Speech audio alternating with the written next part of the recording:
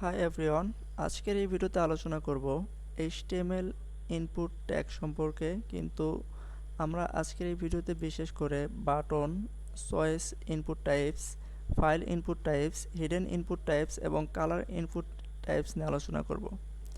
এছাড়াও আমরা আলোচনা করব ইনপুট সিলেক্ট সম্পর্কে। এটাও এক প্রকার ইনপুট টাইপ, যেহেতু সিলেক্ট দ্বারাও আমরা ইউজার থেকে ইনপুট নিতে পারি। যাই হোক, আমরা সর্বপ্রথম দেখব যে বাটন ইনপুট টাইপস আসলে কি। বাটন ইনপুট টাইপস হলো যে এখানে আপনারা দেখতেছেন যে buttons A clickable button, A submit button from and reset. এখন আমরা দেখব যে বাটন ক্লিকেবল বাটন আসলে কি। ক্লিকেবল বাটন হলো, আমরা যদি এখানে দেখি, আমরা যে কোনো ইউআই ডিজাইনে বা যে কোনো কোথাও আমরা দেখতে পারি এটা একটি বাটন, এখানে ক্লিক করতেছি এটা একটা বাটন, এটা আরেকটি বাটন। ইউজারের কাছে অনেক ইনপুট নিতে হয় আমাদের প্রতিনিয়ত। এখন এই ইনপুটগুলো কোথায় থেকে পাবো?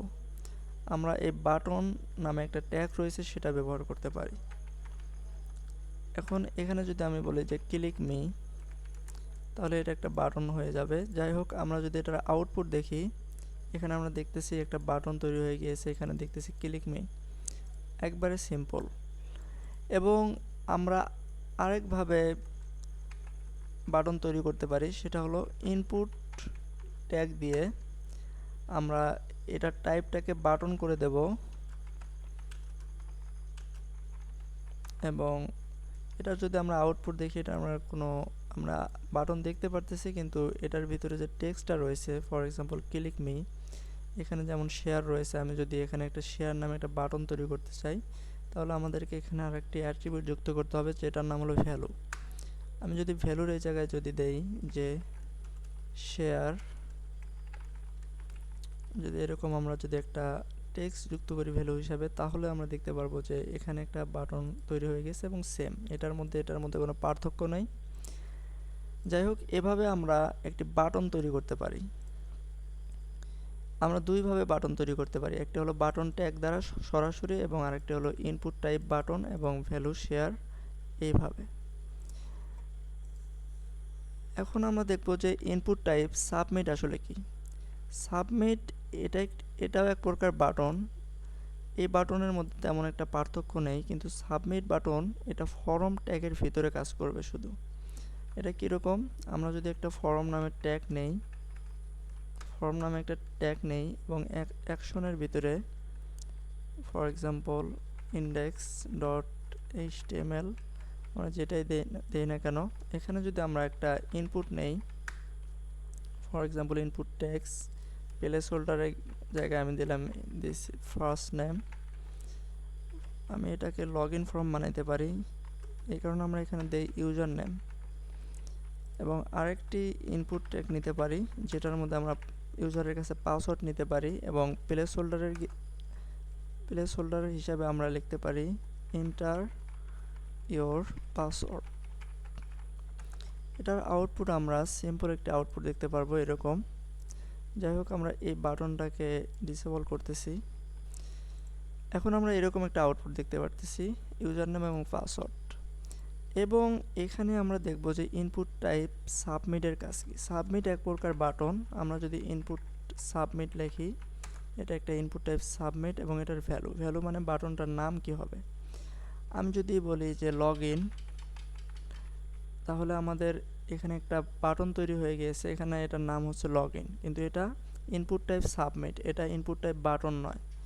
এখন কি হবে, আপনি যখন এখানে ক্লিক করবেন এই ফর্মটা কাজ করবে, মানে এটা রিসেট নেবে। যেমন আমি user name for example x shake বা পাসওয়ার্ড আমি যেটাই দেই না কেন, লগ ইন বাটনে ক্লিক করলে এটা রিসেট হচ্ছে এবং এখানে আমরা দেখতে পারতেছি একটা এই ইকুয়াল যে চিহ্নটা এটা চলে আসতেছে। যাই হোক, আমরা যদি এটা এরকম দেই তাহলে এটা আরও ক্লিয়ার বোঝা যাবে। যাই হোক, এরকম এখানে যদি আমরা বাটন দিতাম তাহলে এটা কাজ করতো না, এই ফর্মের ভিতরে এই অ্যাকশনটা কাজ করবে না, কখনোই করবে না। আপনি এটা যদি দিয়ে সারাদিন ক্লিক করেন কাজ করবে না। তার মানে সরাসরি বাটন যেটা আছে সেটা কোনো কাজ করবে না, এটা অন্য কোনো জাভাস্ক্রিপ্ট বা সরাসরি ফাংশন দিয়ে এটা কাজ করতে হয়। কিন্তু আপনি যখন এটা ইনপুট টাইপ সাবমিট দিবেন সে সরাসরি কাজ করবে। এটা হলো ইনপুট টাইপ সাবমিটের কাজ। আরেকটি হলো রিসেটের কাজ, ইনপুট টাইপ রিসেট। রিসেট এটাও একটি বাটন। শুধু আমরা যদি এখানে একটি ফর এক্সাম্পল আপনি এখানে একটি ফর্ম অলরেডি ফিল আপ করছেন, এখন আপনি চাইতেছেন যে ইউজার চাইলে এই ফর্মগুলোকে পুনরায় রিসেট করতে পারবে, তাহলে কি করতে হবে, আমরা একটা রিসেট নামে একটা বাটন যুক্ত করতে পারি। আমরা যদি বলি যে রিফিল মানে আমরা আবার ফিল করতে চাই নতুনভাবে, তাহলে আমরা ফর এক্সাম্পল এখানে দেখবেন, আমরা যদি এটাকে রিফ্রেশ দেই, এখানে সার্চ বক্সটাতে দেখবেন যে আমি ফর এক্সাম্পল ইউজার নেম যে কোনো কিছু দিলাম এবং এটাকে লগ ইন করলাম, এখানে চেঞ্জ হয়েছে, এখানে চেঞ্জ হচ্ছে এখানে। কিন্তু এখানে যদি আমরা রিফ্রেশ দেই, আবার রিফ্রেশ দেই, এখানে যদি ইউজার নামের জায়গায় যে কোনো কিছু দেই এবং রিফিলে ক্লিক করি, এটা রিফিল হয়েছে, মানে এটা আবার নতুনভাবে চলে এসেছে, কিন্তু এখানে কোনো পরিবর্তন নেই। কিন্তু সাবমিট বাটনে এখানে আমরা ফর এক্সাম্পল আমি যদি চাই যে আমরা একটা নতুন, আমি যদি দেই যে হোম পেজ ডট এইচটিএমএল, এটা আমরা বোঝার জন্য যে হোম পেজ ডট এইচটিএমএল, আমি এখানে একটা h1 নিলাম এবং এখানে আমরা এখানে এটাকে সেন্টার ট্যাগের ভিতরে নিতে পারি। আমরা যদি সেন্টার ট্যাগের ভিতরে এখানে যদি লিখি যে welcome to the home page, এরকম যদি আমরা নেই, এবং এখানে আমরা কি করতে পারি যে /home.html অ্যান্ড আমরা এখানে একটা বিষয় পাঠাইতে পারি, সেটা হলো যে input type log it in, আমরা যে কোনো কিছু দিতে পারি, লগ ইট ইন। এখন যদি এটার আমরা আউটপুট দেখি, দেখেন যে আমরা ইউজার নামের জায়গায় এন্টার পাসওয়ার্ড দিলাম এবং লগ ইনে ক্লিক করলে আমরা এখানে কি করতেছি যে আমরা এটা কিন্তু লিঙ্ক তৈরি করি নাই, আমরা লগ ইন করার পরে আমাদেরকে অটোমেটিক্যালি ওয়েলকাম পেজে নিয়ে আসতেছে লগ ইনের মতো। যে আমরা কিছুক্ষণ আগে ছিলাম ইন্ডেক্স ডট বা লগ ইন পেজে, এখন আমরা রয়েছি home.html পেজে। মূলত ইনপুট টাইপ সাবমিট এভাবে কাজ করে। আমরা রিসেটের কাজও দেখলাম যে আমাদের যে কোনো সময় আমাদের ফিল্ডগুলোকে আবার নতুনভাবে যদি আমি রিফিল করতে চাই তাহলে এভাবে আমরা করতে পারি। যাই হোক, এখন দেখব ইনপুট টাইপ চয়েস সম্পর্কে। চয়েস আমরা দুইভাবে করতে পারি, একটা হলো চেক বক্স আর একটা হলো রেডিও। চেক বক্স কি আমরা অলরেডি জানি। চেক বক্স হলো যে ফর এক্সাম্পল আমি যদি চাই যে ইউজারের কাছে তার পছন্দ বা অপছন্দ সে সেটা চুজ করবে কি করবে না, সেটার জন্য আমরা চেক বক্স ব্যবহার করতে পারি। চলুন দেখা যাক, আমরা যদি ইনপুট চেক বক্স লিখি, এখানে আমাদের কিছু চলে আসতেছে আর এবং নামটা এটা গুরুত্বপূর্ণ, যখন সার্ভার সাইট নিয়ে কাজ করবে তখন বুঝতে পারবেন। যাই হোক, এখানে আমরা একটা চেক বক্স দেখতেছি, এটা একটা ইনপুট টাইপ এবং এখানে আমরা কিছু লেবেল অ্যাড করতে পারি স্পান ট্যাগ দ্বারা। এবং এখানে যদি বলি যে মেল, এবং এখানে আমরা এটা যদি আউটপুট দেখি, এখানে আমরা দেখতে পারতেছি মেল সুন্দরভাবে, এবং আমরা এখানে লিখতে পারি I like coffee and I like coding, আমি কফি ভালোবাসি এবং কোডিং করতে ভালোবাসি। এবং এখানে যদি আমি একটা ব্রেক ট্যাগ অ্যাড করি, আমরা এখানে জিনিসটাকে আরও সুন্দরভাবে দেখতে পারবো, এবং এখানে আর একটা ব্রেক ট্যাগ অ্যাড করতে পারি। এখন ইউজারের যদি আমাদের কোনো সময় এই ধরনের চয়েসের প্রয়োজন হয় তখন আমরা এটা ব্যবহার করতে পারি। এটা হলো ইনপুট টাইপ চেক বক্স। এবং এখন দেখব ইনপুট টাইপ রেডিও কিভাবে কাজ করে। ইউজারের যদি এখানে আমরা মাল্টিপল যে কোনো দুইটাই অপশন চেক করতে পারি বা যে কোনো একটা চেক করে রাখতে পারি, এটা হলো ইনপুট টাইপ চেক বক্স আমরা ব্যবহার করতে পারি চেক বক্স হিসাবে। কিন্তু যখন আপনি চাচ্ছেন যে এটা হবে ধরেন এমসিকিউ এর মতো যে কোনো একটি চয়েস করতে পারবে, তখন আমরা ইনপুট টাইপ রেডিও ব্যবহার করতে পারি। চলুন দেখা যাক কিভাবে।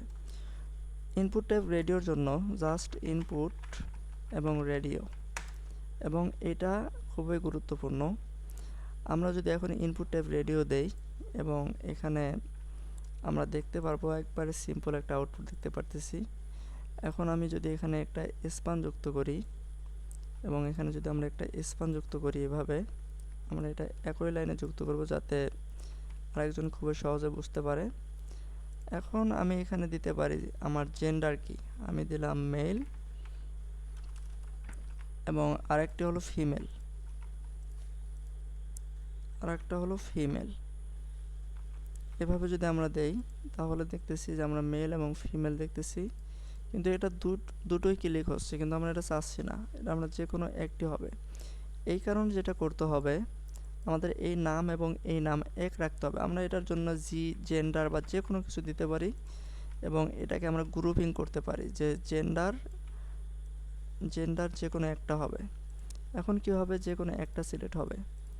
এভাবেই আমরা মাল্টিপল চয়েস ইনপুট টাইপ হিসাবে কাজ করতে পারি, সেটা হলো ইনপুট টাইপ রেডিও দ্বারা। এখন আমরা আলোচনা করব ইনপুট টাইপ ফাইল নিয়ে। ইনপুট টাইপ ফাইল আসলে কিভাবে কাজ করে। ইনপুট টাইপ ফাইল হলো, ফর এক্সাম্পল আপনি চাচ্ছেন যে ইউজারের কাছে একটা প্রোফাইল ইমেজ বা তার নির্দিষ্ট কোনো সিভি ফাইল বা যে কোনো কিছু জমা নিতে চান, তখন আপনি কিভাবে নেবেন। ইউজারের কাছে আমরা যেরকম প্রোফাইলের ছবি অ্যাড করতে পারি, আমাদের কম্পিউটার থেকে চুজ করতে পারি যে কোন প্রোফাইল ছবিটা সিলেক্ট করব, সেটার জন্য আমরা অবশ্যই ইনপুট টাইপ ফাইল ব্যবহার করতে হবে। যাই হোক, আমি এখানে একটা স্পান যুক্ত করলাম, স্পানের নাম দিলাম choose your profile Avatar. Choose your profile Avatar আমরা যদি এটাকে সিলেক্ট করি, আমরা এখানে দেখতে পারতেছি। যাই হোক, এখানে আমরা একটা ব্রেক ট্যাগ অ্যাড করতে পারি এবং এখানে আমরা দেখতেছি, কিন্তু এখানে আমাদের একটা নতুন ইনপুট টাইপ ফাইল যুক্ত করার কথা। এখন এটা আমরা নাম দিতে পারি, এটার এখন বর্তমান দরকার নেই। এবং এখানে যদি দেখি, আমরা এখানে দেখতে পাচ্ছি চুজ ইয়োর ফাইলস এবং আমরা যে কোনো ফাইল সিলেক্ট করতে পারতেছি। এভাবেই আমরা যে কোনো ফাইল এটার সাথে এটার পরবর্তী যে অপারেশনগুলো, যেমন এটা কিভাবে আপলোড হবে, কিভাবে এগুলোকে সাবমিট করতে হবে, এগুলোর বিষয় পরে যখন সার্ভার সাইড নিয়ে কাজ করব, কিন্তু মূলত আমাদের কিভাবে ইনপুট টাইপ নিতে হয় সেটা আমাদের জানলে বর্তমান এনাফ। ঠিক আছে, আমরা এখন এটা সুন্দরভাবে নিতে পারতেছি। এরপরে আমরা দেখব ইনপুট টাইপ হিডেন সম্পর্কে। এটা একটা গুরুত্বপূর্ণ ট্যাগ, কিন্তু এটা ব্যবহার হয় যখন সার্ভার সাইড বিভিন্ন ধরনের অপারেশন ব্যবহার হয়। এটা আপনি ইনপুট টাইপ নিতেছেন, যেমন হিডেন, ইনপুট টাইপ হিডেন আপনি এটা নিচ্ছেন। এখন ফর এক্সাম্পল আমি এটার নাম দিলাম এবং এটার যদি আউটপুট দেখি, দেখেন এখানে কোনো আউটপুট নাই, কিন্তু এটার এখানে ঠিকই রয়েছে। আমি যদি এখানে দেখি ইনপুট টাইপ হিডেন এখানে রয়েছে, কিন্তু এটা দেখাবে না, ওয়েব পেজে শো করবে না। এটা ওয়েব পেজের ভিতরে কিছু হিডেন যদি অপারেশন দরকার হয় তখন এটা ব্যবহার হয়। লাস্ট যে ইনপুট টাইপ নিয়ে আলোচনা করব সেটা হলো যে ইনপুট টাইপস কালার সম্পর্কে। অনেক সময় আপনি যে কোনো ফটো এডিটিং, অনলাইন ক্যানভা বা যে কোনো অ্যাপ্লিকেশনে যান, আপনি টেক্সটের কালার কী নেবেন, ব্যাকগ্রাউন্ড কালার কী নেবেন, আপনি বিভিন্ন ধরনের কালার চুজ করতে পারেন। অথবা আপনি আপনার যে কোনো কনফিগারেশনের জন্য একটা নির্দিষ্ট কালার কোডের প্রয়োজন, তখন আপনি কী ব্যবহার করতে পারেন, সেটাই হলো input type colour.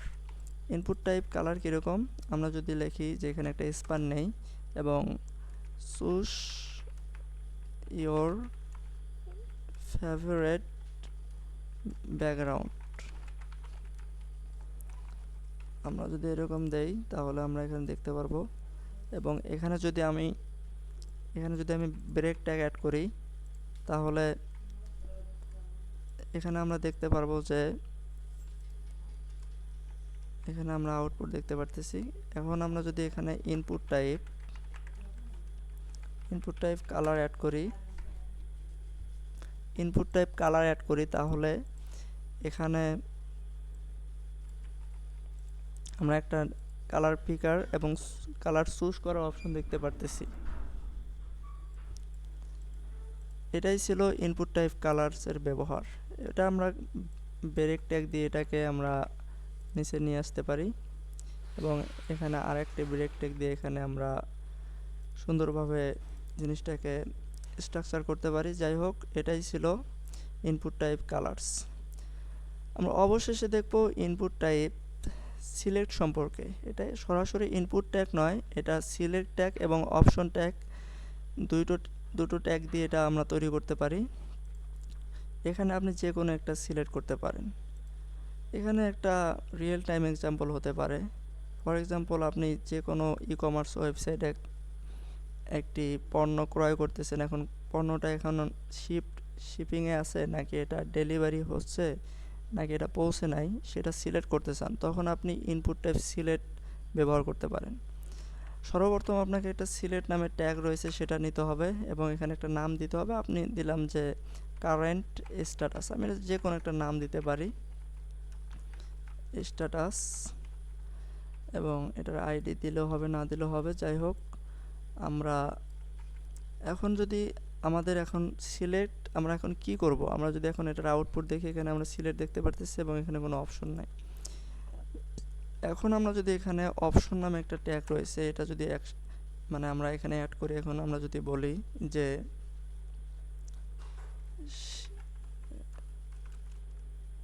Just order, এটা জাস্ট অর্ডার হয়েছে।